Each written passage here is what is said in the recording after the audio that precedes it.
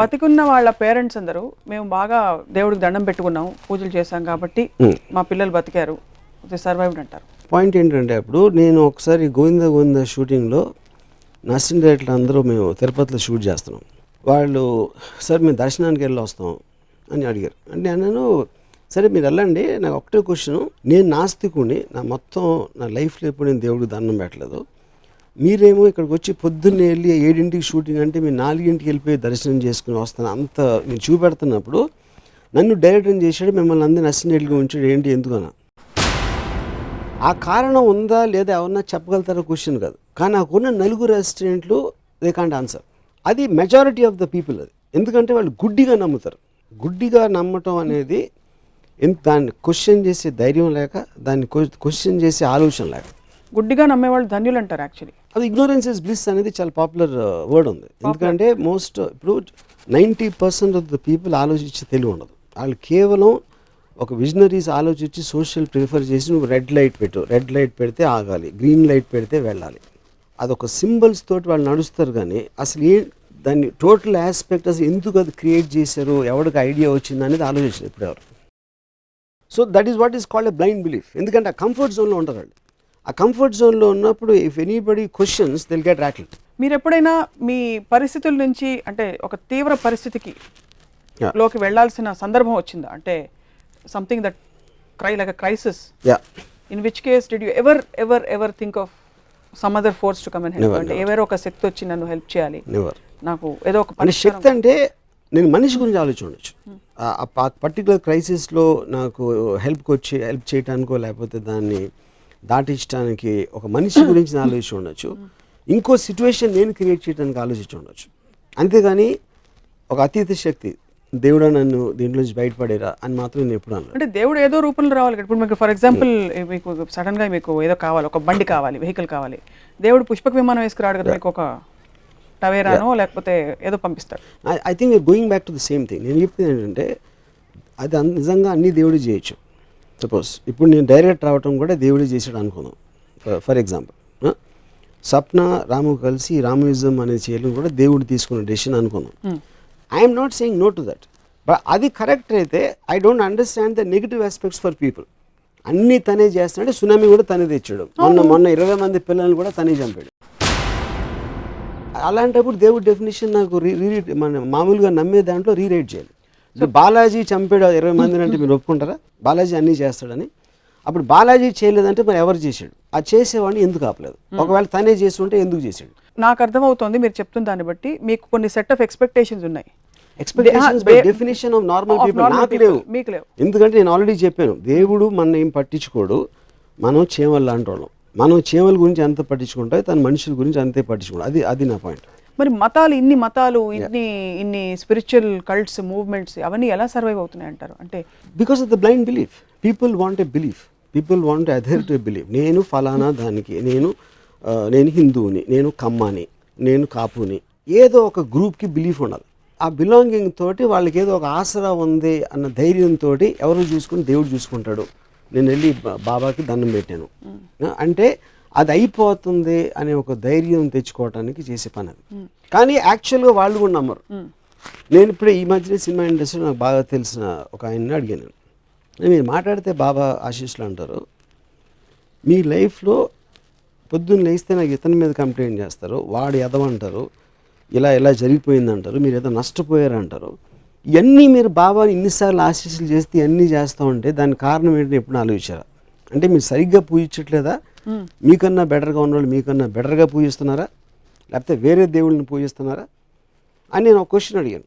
ఏ బిజినెస్లో అయినా, ఏ సిస్టంలో అయినా కూడా మీరు మోస్ట్ సక్సెస్ఫుల్ వాళ్ళ దగ్గరికి వెళ్తారు ఎప్పుడైనా. That is order of nature of advancement. So అప్పుడు అన్నిటికన్నా సక్సెస్ఫుల్ దేశం అమెరికా ఇవాళ రోజున. ఎకనామిక్ అవ్వచ్చు, మిలిటరీ అవ్వచ్చు, ఎక్స్ అవ్వచ్చు. అప్పుడు మనం అందరూ అమెరికా దేవుడిని పూజిస్తే బెటర్ కదా అన్న. పూజించాలా వద్దా, నేను జీసస్ నమ్ముతానో క్వశ్చన్ కాదు, ఇది కూడా ఆలోచన అంటాను. కేవలం చిన్నప్పటి నుంచి ఒక దేవుడి గురించి చెప్పారు కాబట్టి ఫిక్స్ అయిపోతారు. క్వశ్చన్ చేసినప్పుడు ఆన్సర్ ఉండదు. ఎందుకంటే the whole point of belief in God, దాని లాజిక్ ఉండకూడదు, దాంట్లో రేషనాలిటీ అనేది ఉండకూడదు. So that is what I'm coming back to saying. ఒక యావరేజ్ పర్సన్ దేవుడిని ఎవడైతే నమ్ముతాడో తనకి దేవుడి గురించి ఏమీ తెలియదు, అట్లీస్ట్ తనకన్నా ఎక్కువ నాకు తెలుసు అని నా బిలీఫ్. ఇప్పుడు ఇంతవరకు ఇంటలెక్చువల్గా అర్థమైంది మీరు చెప్పింది. దేవుడు అనే ఇమాజినరీ కాన్సెప్టో సెల్ఫ్ క్రియేటెడ్ కాన్సెప్టో మన బ్రెయిన్లో మనమే మన కంఫర్ట్ కోసం పెట్టుకునే కాన్సెప్టో, ఒకవేళ అది మనిషి పురోగతికి, మస్తిష్కానికి, లేకపోతే జీవితానికి ఒక కంఫర్ట్ జోన్ ఇస్తే ప్రాబ్లం ఏంటి? Philosopher Descartes, he said, if there is no God, it is necessary to invent the God. ఎందుకంటే గాడ్ అనేంత ఇమాజినరీ పవర్ లేకపోతే it is impossible to maintain society. Correct.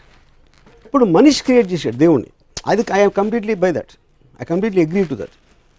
దేవుడు మనిషిని క్రియేట్ చేశాడు నాకు తెలియదు, కానీ మనిషి మాత్రం డెఫినెట్గా దేవుని క్రియేట్ చేశాడు. మనిషి ఎవరిని క్రియేట్ చేశాడు? బాలాజీని క్రియేట్ చేశాడు, సాయిబాబాని క్రియేట్ చేశాడు, గణపతిని క్రియేట్ చేశాడు. డిఫరెంట్ ఫార్మ్స్ కాదు, వాళ్ళ కన్వీనియన్స్ మేరకు.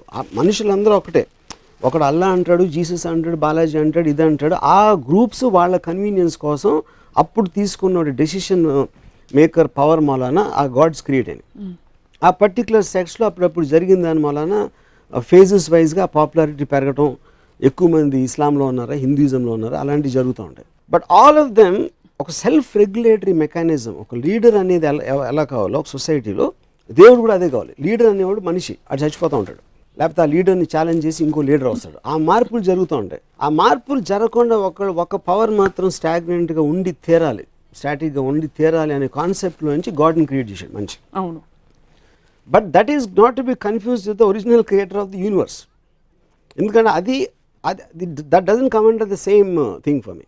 ఇప్పుడు స్పేస్, ఇప్పుడు బాలాజీ స్పేస్ని, చంద్రుడిని, మార్స్ని బాలాజీ క్రియేట్ చేశాడు అనేది ఎవరు ఆ జోలికి కూడా వెళ్ళాడు. వాళ్ళు ఎంతసేపు బాలాజీ మా అయితే ఆంధ్రప్రదేశ్ని క్రియేట్ చేశాడు, లేకపోతే ఇండియాలో వేరే వాళ్ళు ఉంటారా? బాలాజీ అనేది అమెరికన్స్ అంటే ఏంటి ఆయన ఉద్దేశం అనేది అవి అంటున్నాం. అంటే గణపతి ఇస్లాం తీసుకున్న వాళ్ళు కేర్ చేయడా అంటే అప్పుడు ఈ ఉన్న 4-5 దేవుళ్ళు, ఇంపార్టెంట్ దేవుళ్ళు ఎవరు అసలు మనుషుల్ని క్రియేట్ చేశాడు ఫస్ట్?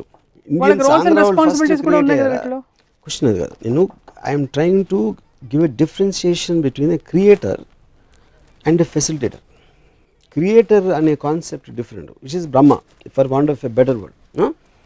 బ్రహ్మ క్రియేట్ చేసినప్పుడు మీరు గణపతిని ఎందుకు పూజిస్తున్నారు? బ్రహ్మని ఎవడు పూజించాడు నాకు తెలిసి. సో అప్పుడు వీళ్ళు facilitator, because they are local bodies governing. Andhra Pradesh govern చేయడానికి బాలాజీయో ఉండొచ్చు, బాంబే అలాంటి చోట్లకు గణపతి ఉండొచ్చు, ఇస్లాం కంట్రీస్కి అల్లా ఉండొచ్చు. So they are governing bodies in the sense of the word. They being created by people for themselves. And that is important for regulation of society. ఇందాక చెప్పాను ఆల్రెడీ, లీడర్కి ఒక ఫోర్స్కి ఉండాల్సిన అవసరం. అంటే ఆర్ యు కన్సర్న్డ్ ఒక దేవుడు లాంటి ఒక శక్తి మీద విడిపెట్టేస్తే? I never ever said that దేవుడు ఉండటం తప్పు, పూజించడం తప్పు నేను ఎప్పుడు చెప్పలేదు. మీరు అడిగిన క్వశ్చన్ నేను నమ్ముతానా లేదా అని. నాకు సెల్ఫ్ రెగ్యులేషన్ అనేది నాకే ఉంది, మై బిలీఫ్. నా ఇంటెలిజెన్సు, నా కాన్ఫిడెన్సు, నా ఎక్స్పోజర్, నా అండర్స్టాండింగ్లోంచి నాకు వేరే చోట నుంచి గవర్నెన్స్, రెగ్యులేషన్ తీసుకోవాల్సిన అవసరం లేదు. కాబట్టి I do not pray to God. దేవుని క్రియేట్ చేసిన వాళ్ళు కూడా ఇన్సెంటివ్స్గా ఆల్కహాల్ అమ్మాయి కన్నా బెటర్ ఇన్సెంటివ్ క్రియేట్ చేయలేకపోయారు. ఫస్ట్ ఆఫ్ ఆల్ ఎక్కువగా మీరు హిందూ మత దేవుళ్ళనే మీకు ప్రాబ్లం ఉన్నట్టు కనిపిస్తుంది. గాడ్ నమ్మకపోయినా హిందువులు డీమీన్ చేసినంత అట్లీస్ట్ నాకు తెలిసి ఎవరు డీమీన్ చేయరు.